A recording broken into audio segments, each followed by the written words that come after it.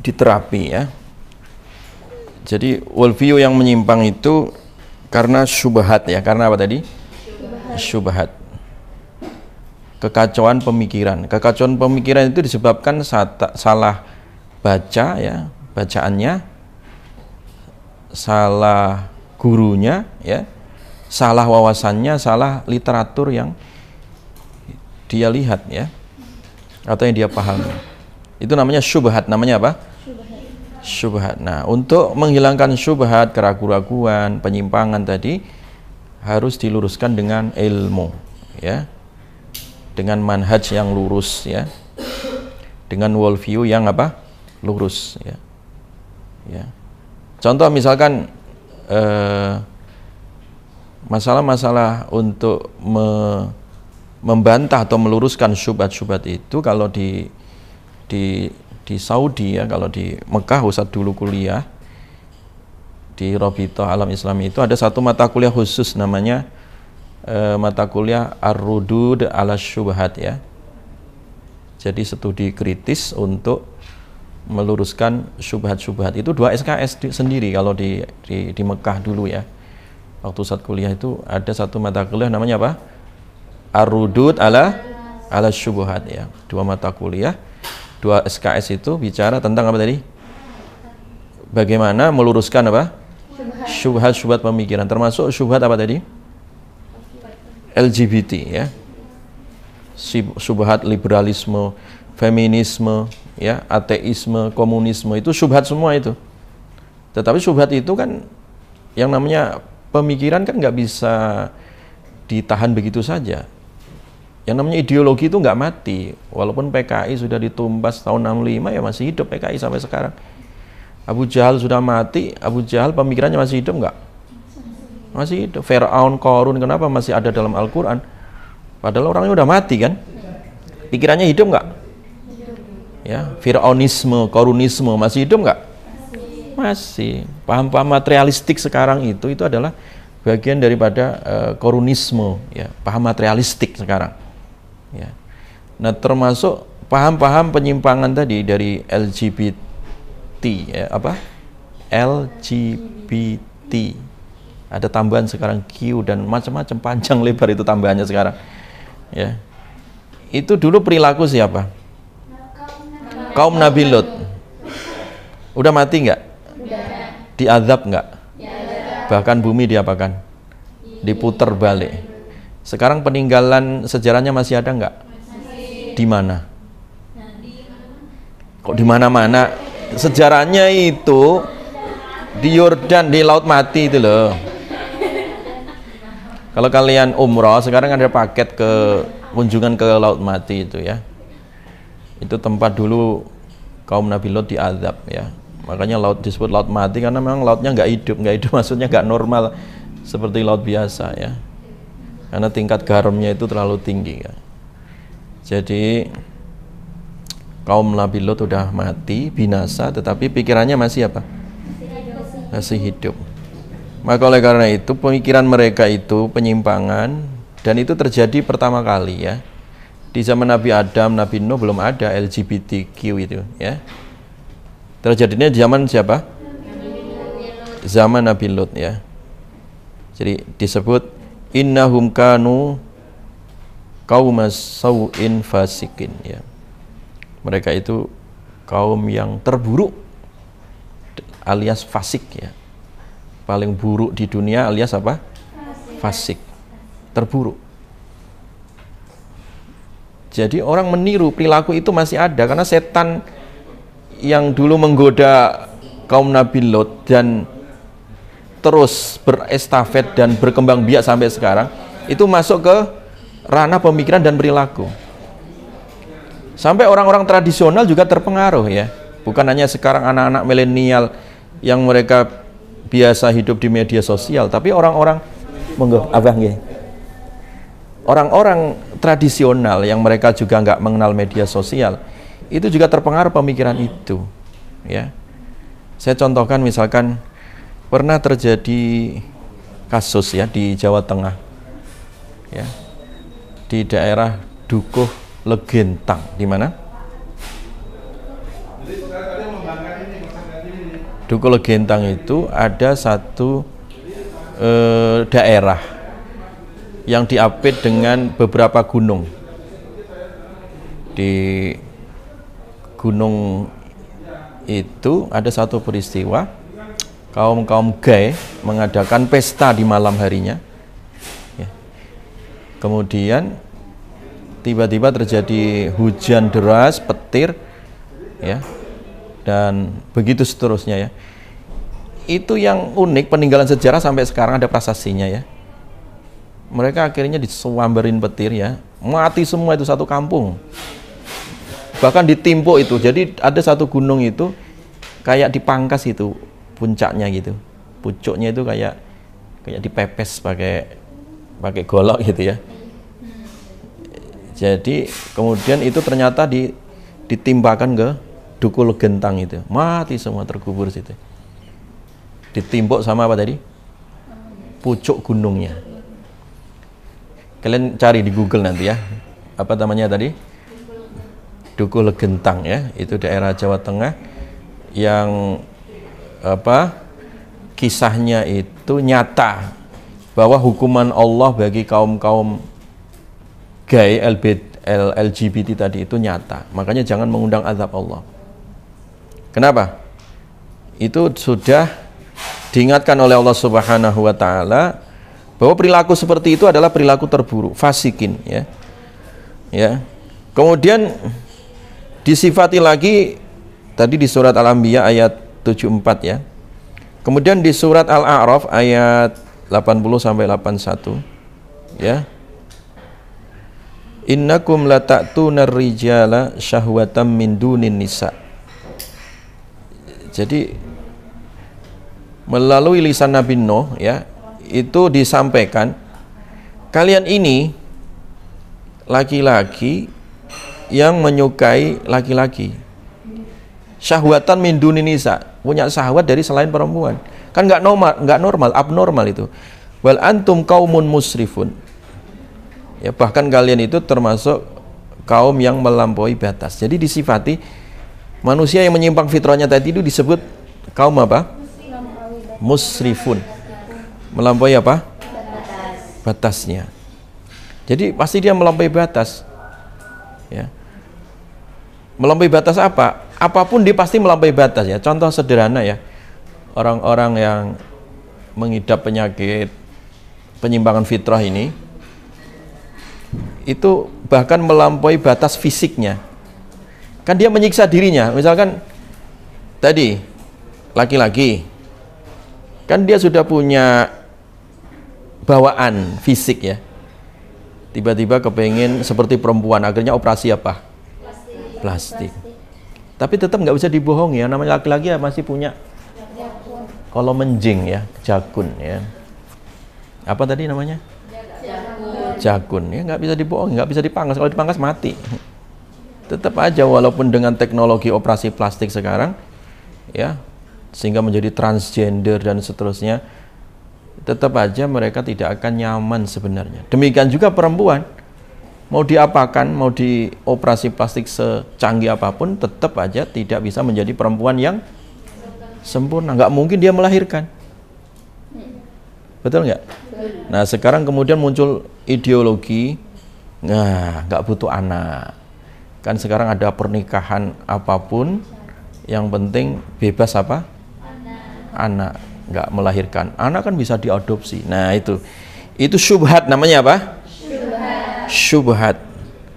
Jadi karena disebut mereka adalah kaum yang melampaui batas dirinya, sehingga perilakunya semua melampaui batas, baik secara fisiknya maupun alam apa? Pikirannya ya, paham ya? Maka harus diapakan jadi? Diapakan? Diluruskan. Yang pertama diluruskan apanya? Worldview-nya, pemikirannya, bahwa itu adalah menyimpang, itu adalah perbuatan fasik ya. Bal antum qaumun tajhalun, bahkan di dalam surat An-Naml 54 sampai 55 ya, kalian itu kaum yang jahil, kaum yang bodoh ya. Jadi disebuti oleh Allah sebagai kaum yang apa? Bodoh, jahil. bodoh terhadap perilakunya. Itu kan perilaku bodoh kan ya. Ya. Perilaku bodoh itu apa artinya? Apakah tidak tahu mereka? Mereka tahu nggak? Tahu. Yang dimaksud bodoh di sini bukan sekedar mereka tidak tahu, mereka tahu dampaknya. Tapi yang dimaksud bodoh di sini adalah ya, mereka ya telah diperbudak oleh hawa nafsunya sehingga akal sehatnya terkalahkan atau tidak berfungsi lagi. Makanya orang menyimpang itu karena dua. Tadi karena apa? Syubhat pemikiran. Yang kedua karena apa? Ditutup oleh apa? Syahwat hawa nafsunya.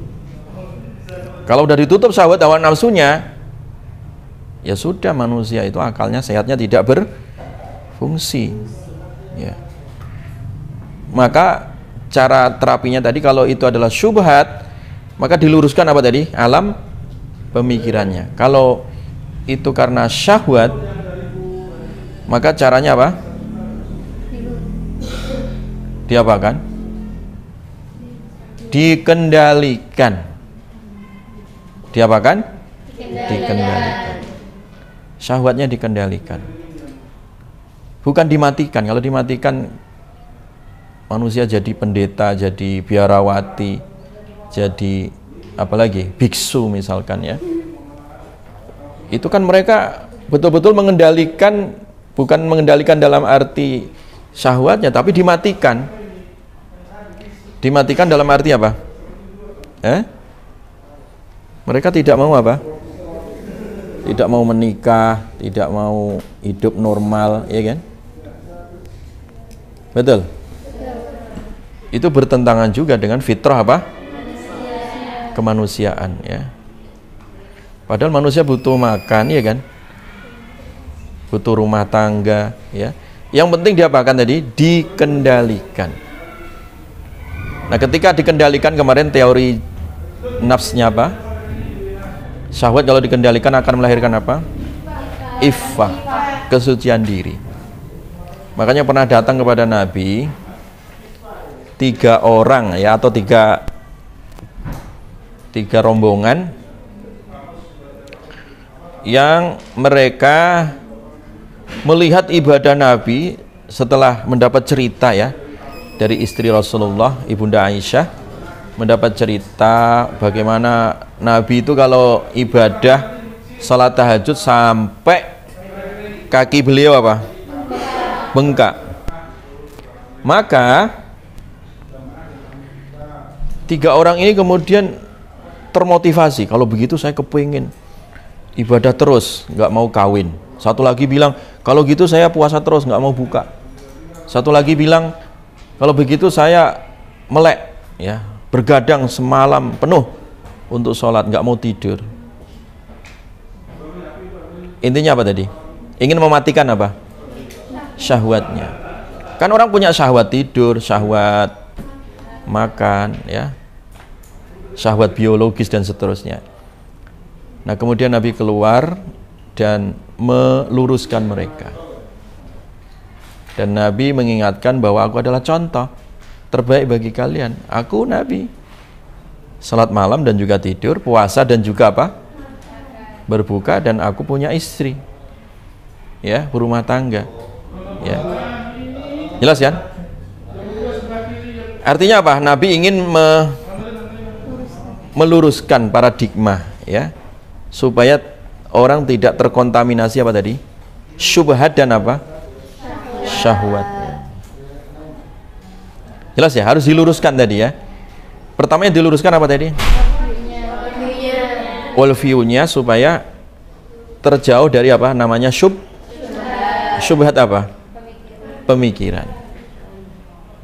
Yang kedua, supaya terkendali apa tadi? Syahwatnya. Makanya syahwat itu pun berlapis ya cara pengendaliannya. Misalkan orang ya, kalau belum punya kesempatan untuk menikah ya, supaya mengurangi syahwatnya bagaimana dilakukan? Banyak apa? Puasa. Yang kedua, mengendalikan pandangan apa? Ghadul basar. Laki-laki punya syahwat, perempuan juga punya apa? Syahwat. Dikendalikan, jangan jelalatan matanya. Yang jelalatan itu enggak laki-laki saja, perempuan juga sama aja ya. Yang membedakan adalah apa? Pengendalian imannya, paham ya? Ya. Jadi terus pergaulannya ya.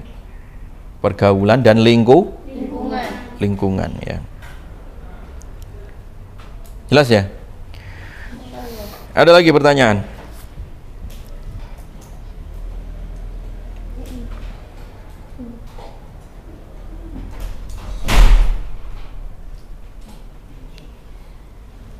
Nah, jadi konsep manusia tadi, ini kita sedang bicara tentang problematika manusia ya, dan penyimpangannya tadi ya, bahwa sesungguhnya manusia itu yuladu alal fitrah ya.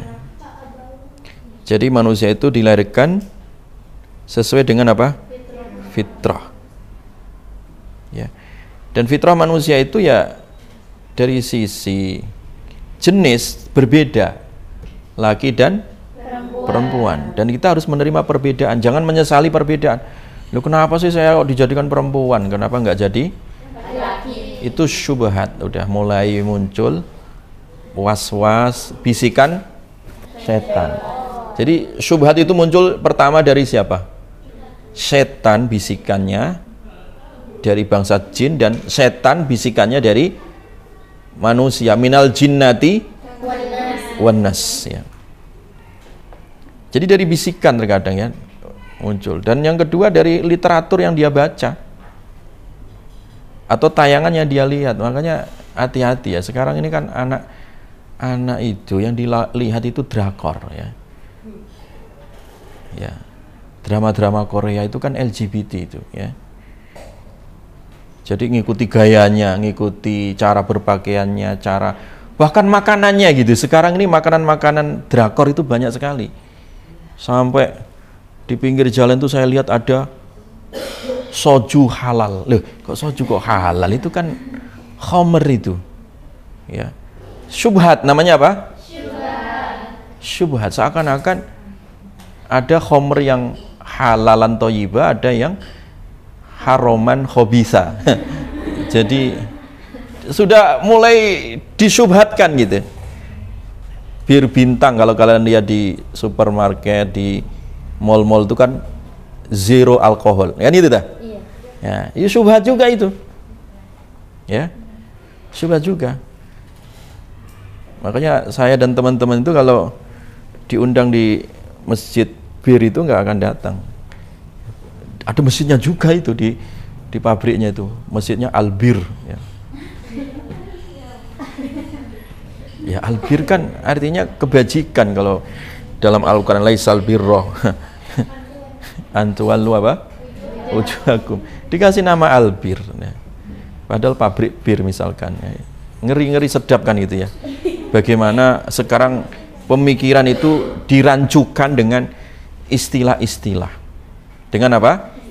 Istilah-istilah yang seakan-akan dilembutkan, dihaluskan, diracik, dikasih bumbu rawon sehingga sedap ya. Jadi orang itu sekarang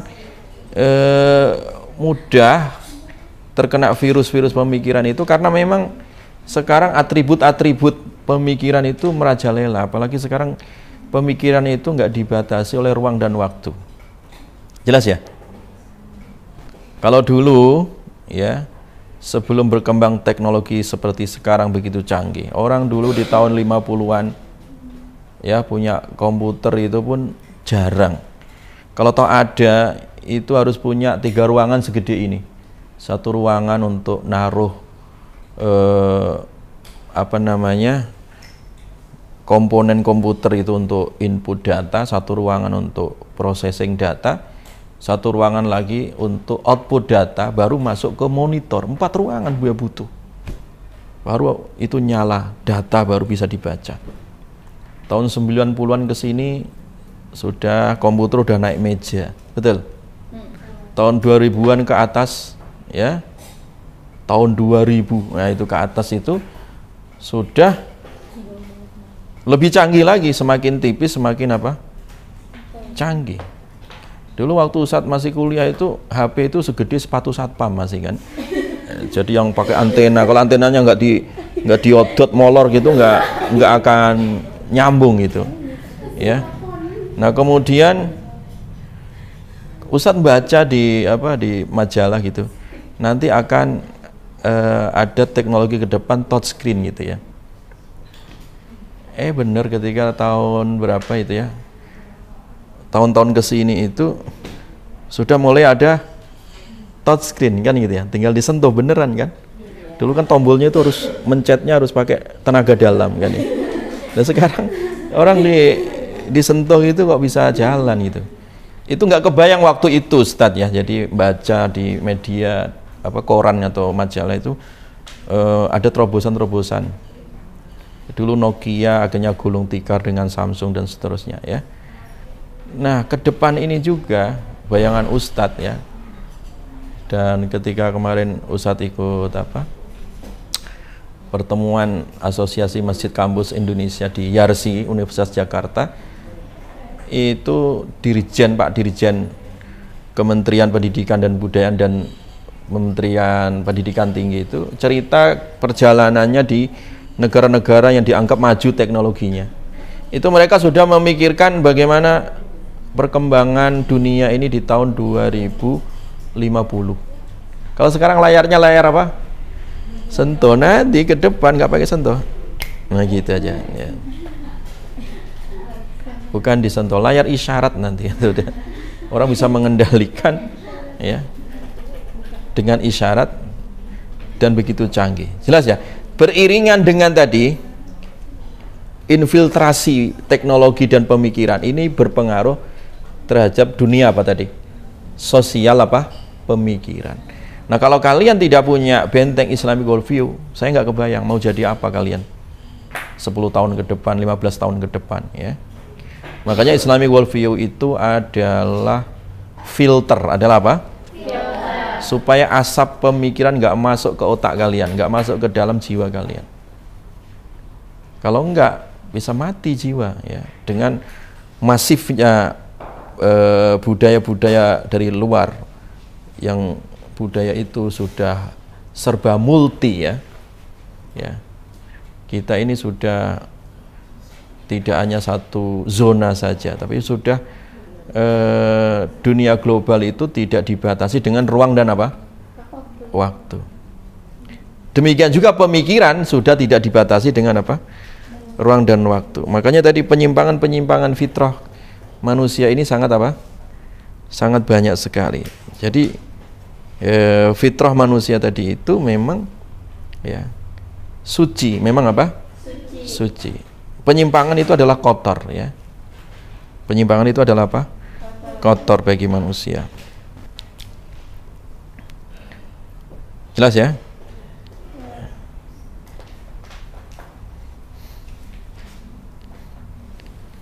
Taib.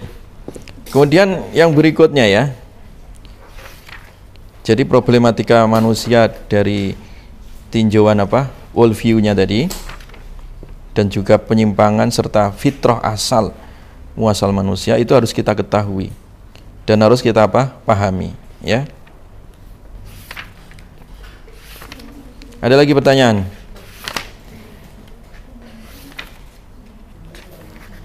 Jadi kedudukan laki-laki dan perempuan tadi itu adalah sama-sama memiliki fitrah ya. Dan masing-masing sudah diciptakan sesuai dengan porsinya. Kalau kalian perempuan, jangan pernah ingin menjadi laki-laki. Kalau laki-laki, jangan pernah juga ingin menjadi perempuan. Ya, jadilah diri kalian ya masing-masing ya. Sehingga punya jati diri ya. Punya jati diri yang kokoh ya. Jelas ya?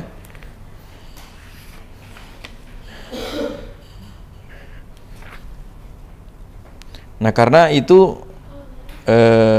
Allah ciptakan laki-laki dan perempuan itu ya untuk kemaslahatan manusia ya, kemaslahatan biologis, sosiologis, psikologis ya, demikian juga ideologis kan gitu. Adapun dari sisi pahala ya sama, kalau dia laki perempuan sama-sama beriman ya dijamin masuk surga. Jadi innal muslimina wal muslimati wal mu'minina wal mu'minati wal qanitina wal qanitati was sadiqina was sadiqati was sabirina was sabirati wal khashiina wal khashiati wal mutasaddiqina wal mutasaddiqati was saimina was saimati wal hafizina wal hafizina furujahu wal hafizati wadh-dhakirina Allah katsira wadh-dhakirat a'adallahu lahum maghfiratan wa ajran. Jadi itu udah sama ya, kalau kalian ya muslim ya muslimah kan gitu ta. Jadi wanita dan laki itu sudah diberikan porsi pahalanya sama ya. Laki-laki muslim, wanita muslimah, mukmin, mukminah, qanitin, qanitat ya, shadiqin, shadiqah dan seterusnya, itu semua adalah adallahu lahu maghfiratan wa ajran azima, diberikan jaminan ampunan dan pahala yang besar ya. Jadi kalau kalian adalah shaimah ya, shaimah sebagai wanita ya. Kalau kalian adalah qanitah ya, ya qanitat ya kan ya. Jadi kan berpasangan tadi ya, muslim dengan muslimah, mukmin mukminah. Ini prinsip ya, misalkan dalam masalah apapun itu ya. Jadi jangan sampai kemudian muslimah nikah dengan non muslim, nah itu nggak masuk, itu worldview-nya nggak masuk, kan kebebasan HAM Ustaz ya. Nah itulah syubhat, itu namanya apa? Syubhat. Dan di dalam agama mereka sendiri di luar Islam, mereka juga nggak akan setuju pemeluknya untuk dinikahi oleh umat Islam, dan akhirnya udah disepakati ya. Dan di Indonesia sendiri tidak ada ruang nikah beda agama ya. Beberapa tahun yang lalu Ustadz diundang juga di MUI untuk ada sosialisasi hasil putusan hukum ya Mahkamah Agung ya, bahwa memang di Indonesia itu tidak sah, tidak diizinkan nikah beda apa? Agama. Dan itu sudah disepakati oleh agama Islam dan juga agama-agama lain ya. Dan bahkan kemarin juga ada undangan untuk sosialisasi di DPR RI di Senayan juga sama. Paham ya? Jadi di Indonesia sendiri tidak ada ruang nikah beda agama ya. Dan kalian juga harus menjelaskan kepada teman-teman sekarang ini ya, dengan dalih HAM, kebebasan, ini urusan privasi ya, ini urusan hak asasi ya, dan sisi yang lainnya itu ya, itu harus diluruskan syubhat itu, dan syahwat itu ya, harus diapakan? Diluruskan. Demikian juga ketika Islam sudah mengatur kalian misalkan jadi perempuan itu akan menjadi istri, maka istri jangan kemudian protes, kenapa sih yang jadi kepala rumah tangga laki-laki, enggak saya saja perempuan? Kenapa ayatnya enggak direvisi, ar-rijalu qawwamuna 'alan nisa? Kenapa kok rijal terus? Suami saja yang jadi kepala rumah tangga ya. Kan sekarang negara demokrasi, bebas mendaftar kan gitu ta. Wong jadi cawapres saja boleh, masa mendaftar dari kepala rumah tangga nggak boleh? Nah gitu. Itu syubhat, namanya apa? Syubhat. Ya. Jelas ya. Nah, untuk meluruskan syubhat-syubhat itu terkadang kita butuh pendekatan logis ya. Pendekatan apa? Logis. Diajak berpikir aja. Ya, karena mereka orang-orang feminis, orang-orang liberal itu terkadang nggak mau dengar dalil ya. Ya. Makanya mereka cara membantahnya itu ya itu tadi, dengan pendekatan logis ya, logika ya. Itu terkadang lebih efektif daripada disuguhkan dalil-dalil. Mereka nggak percaya dalil kok ya. Maka cara membantahnya adalah dengan pendekatan apa? Logis ya, pendekatan yang masuk akal. Jelas? Nah, itulah paham liberalis feminis ya, yang ingin menggugat ya, ingin apa? Menggugat syariat apa? Islam ya. Yang digugat itu apa sih mereka? Tentang masalah apa? Warisan. Iya kan? Digugat kenapa? Lidzakari mithlu hadzil unsayain. Ya. Laki-laki 2 bagian, perempuan 1 bagian. Cara meluruskannya bagaimana? Kemarin pendekatan logis. Kenapa kok laki-laki dapat 2 juta, perempuan 1 juta misalkan? Lah laki-laki kan nanti dia penanggung jawab, kepala rumah tangga. Mau kawin dia butuh mahar 1 juta, dia pakai mahar. Terus setelah nikah dia punya tanggung jawab ngasih makan tempat tinggal istrinya. Untuk ngontrak berapa sebulan? 500.000. Tinggal berapa? 2 juta atau 2 juta, 1 juta untuk mahar, 500 untuk ngekos, 500 lagi untuk makan di Mak Koyah sana, habis ya, di wartegnya Mak Koyah habis, nggak nyampe sebulan udah habis duitnya. Sementara perempuan apa? Dapat 1 juta disimpan utuh, dia nanti dapat mahar 1 juta, jadi berapa duitnya? 2 juta. Dapat kontrakan gratis, dapat kiriman makanan dari Mak Koyah gratis juga. Coba, adil nggak Allah itu? Adil. Jadi terkadang adil itu jangan dilihat secara kuantitatif ya, hitungan angka jangan, tapi terkadang lihatlah secara kualitatifnya ya, hikmahnya dilihat dari sisi apa? Hikmahnya. Itu warisan. Terus apalagi yang digugat? Banyak itu tadi ya. Jadi ar-rijalu qawwamuna 'alan nisa, digugat oleh mereka. Ya. Ya. Dan begitu seterusnya ya. Termasuk ayat-ayat poligami itu digugat juga ya. Kenapa laki boleh nikah 4 ya? Perempuan cuma 1 misalkan. Nah, cara bantahnya gimana itu? Ya. Saya nggak mau bantah Ustaz, saya perempuan juga, nggak mau saya. Itu mak-mak begitu ya. Jadi terkena syubhat juga pemikirannya. Iya, banyak hikmah lah, banyak apa? Hikmahnya. Termasuk apa lagi yang digugat mereka? Masalah apa lagi? Fikih apa lagi yang digugat? Ya. Masalah tadi kesetaraan, masalah apa? Kesetaraan gendernya. Kalau kita ya misalkan punya tubuh kita sendiri, kalau mau dimodifikasi siapa yang salah? Punya kita sendiri kan gitu dah pikirannya. Itu syubhat juga. Mau dirubah, mau jadi transgender atau apa? Ya, urusan kita kok. Urusan privasi. Kenapa Anda repot-repot ikut mikir atau Anda ikut campur kan gitu dah. Itu sama ya, kelompok-kelompok feminis itu seperti itu. Makanya harus diapakan? Diluruskan. Makanya dulu alumni doktoral di UIK dan di S2 itu membantah pemikiran-pemikiran feminis itu dalam satu web. Ditulis, webnya namanya This is Gender ya. This is Gender itu nanti kalian akan disuguhkan untuk meluruskan pemikiran feminis. Dan kebetulan akademisinya itu ya perempuan juga, alumni IKA. Ada Dr. Dinar Kania, ada dokter-dokter yang lainnya itu ya, yang mengelola pemikiran This is Gender itu ya.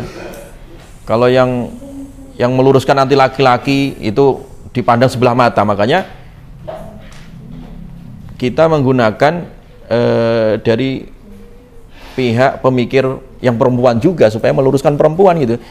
Kalau nanti yang meluruskan laki-laki kan dianggap apa? Sebelah apa? Sebelah mata. Nah, itu enak laki-laki, ya kan begitu. Nanti orang bisa ngomong begitu. Nah, sekarang yang meluruskan adalah perempuan meluruskan apa? Perempuan gitu, ya. Supaya tidak ada bantahan lagi gitu. Jelas ya? Nah, jadi dari konsep manusia tadi itu banyak penyimpangan-penyimpangan tadi ya, secara fitrah ya, fitrah ataupun secara apa tadi? Pemikiran. Sehingga di situ muncul apa tadi? Problematika pemikiran apa? HAM, feminis, gender, Terus apa lagi? Liberalisasi manusia dan pemikirannya. Kemudian apa lagi? Ujung-ujungnya apa? Kebebasan apa? LGBT ya, ujung-ujungnya ya.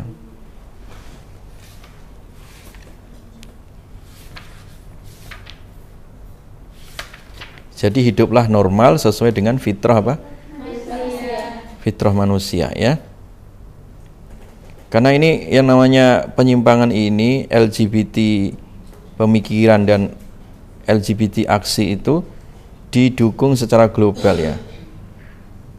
Jadi di dunia ini memang negara-negara seperti Belanda, Belgia, Norwegia, Spanyol, Kanada, Afrika Selatan, Swedia, Portugal, Meksiko, Islandia, Uruguay, terus Prancis, Inggris, Brazil, Finlandia, Irlandia, Selandia Baru, Amerika itu mendukung. Indonesia nggak mendukung, cuman itu tadi rakyatnya yang jauh dari Islamic worldview itu apa? Secara tidak langsung apa? Mendukung. Contohnya apa tadi? Konser LGBT Coldplay itu rame nggak? Rame banget bahkan. Ikut nonton nggak kalian? Enggak. Awas kalau ikut nonton ya. Oh, ya alhamdulillah. Itulah hikmahnya nggak punya uang itu harus bersyukur. Coba kalau kalian punya uang kayak orang Jogja tadi. Ya, itu 23 juta dia punya uang akhirnya dipakai hura-hura. Nanti kalau ditanya di akhirat duitmu dipakai apa coba? Itu hikmahnya, syukur kalian nggak punya uang tuh bersyukur. Bisa jadi kalau punya uang malah jadi hura-hura ya. Jadi memang Indonesia nggak mendukung, tetapi korban dari pemikiran dan aksi dalam bentuk wajah lain gitu ya. Ya dirubah dengan hiburan, wisata, apa tadi? Sekedar apa namanya? Healing ya kalau anak-anak sekarang istilahnya. Itu bisa masuk ya. Mereka melalui pintu apa saja di situ. Ya buktinya ramai aja gitu. Udah ditolak, udah kita capek nolaknya itu sampai berbusa-busa, udah demo sana, demo sini. Ya. Ternyata ya masih ada aja diadakan seperti itu. Demikian juga peran organisasi, peran apa? Organisasi dunia. Seperti apa? Tadi saya sebut HAM, Dewan HAM PBB. PBB itu juga sama mendukung LGBT ya. Jadi atas nama bahkan USAID juga sama lembaga bantuan Amerika. Makanya LGBT itu duitnya banyak ya. Jadi mereka itu disuplai dengan dana yang raksasa dari dunia. Dari apa? Dunia ya. Jelas ya? Nah, jadi selain dana ini juga pergerakan media sosial apa tadi?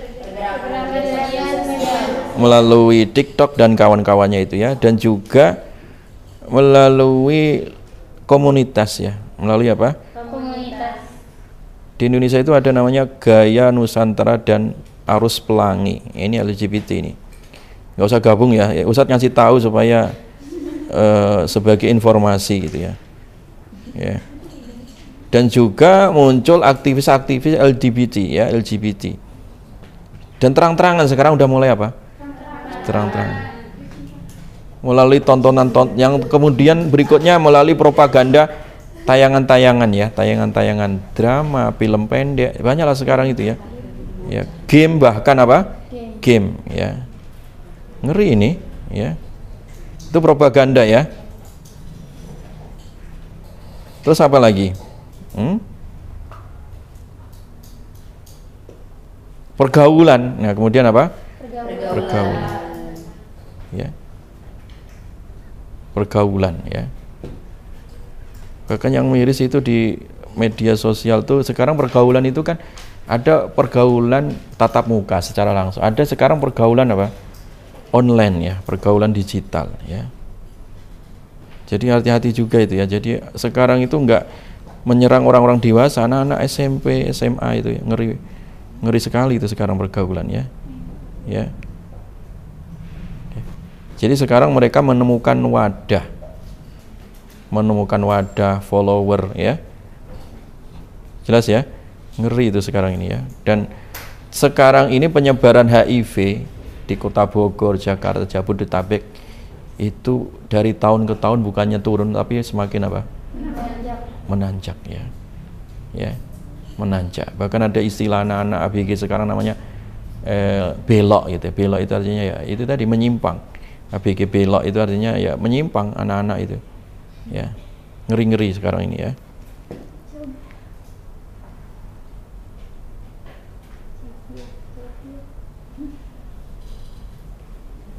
Jelas? Ada lagi pertanyaan?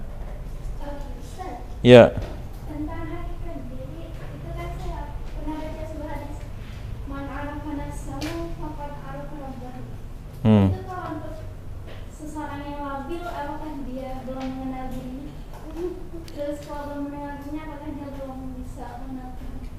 Jadi untuk mengenal diri itu pakai ilmu, pakai apa?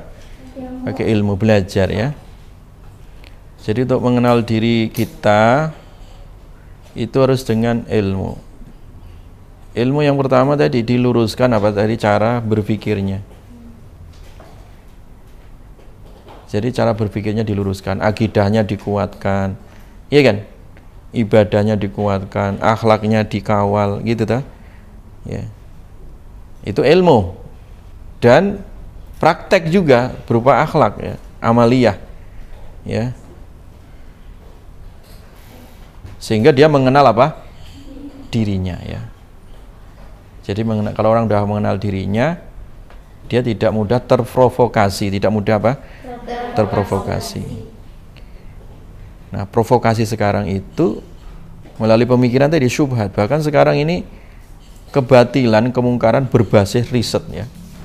Ngeri-ngeri sedap sekarang dijurnalkan lagi sekarang itu ya. Ya. Jadi dengan riset-riset yang sekarang tampilannya seakan-akan ilmiah padahal itu batil, itu syubhat. Iya kan? Kayak dulu ketika teori Darwin bahwa manusia berasal dari monyet itu didukung dengan riset ya.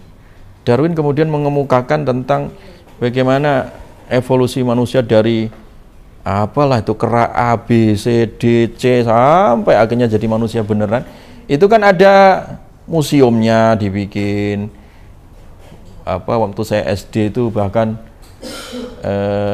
ada semacam lab gitu ya. Ini manusia apa itu kalau kita belajar sejarah dulu itu Pithecanthropus apalagi gitu. Susah sekali ngapalinya juga itu.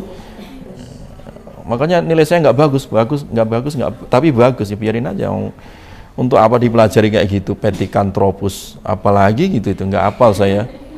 Masa saya dulu waktu SD juga nggak percaya, SMP juga masih diajarin teorinya Darwin lagi. Dan ketika itu saya kunjungi ada satu museum di Sangiran tuh apa itu ya? Itu beneran ada patung gitu ya. Ini dulu kalian asalnya dari monyet ini dibikin kayak semacam museum. Itu kan kebatilan berbasis apa? Riset seakan-akan bener. Padahal itu syubhat. Iya kan? Banyak syubhatnya itu ya. Sekarang itu. Demikian juga tadi ya kelompok-kelompok penyimpangan sosial dan penyimpangan fitrah itu mereka juga berbasis apa? Riset ya. Untuk mendakwahkan apa? Ideologi apa? Mereka ya. Jadi sekali lagi itu adalah penyakit mental atau penyimpangan apa? Bukan bawaan lahir manusia. Yang namanya penyimpangan fitrah tadi ya.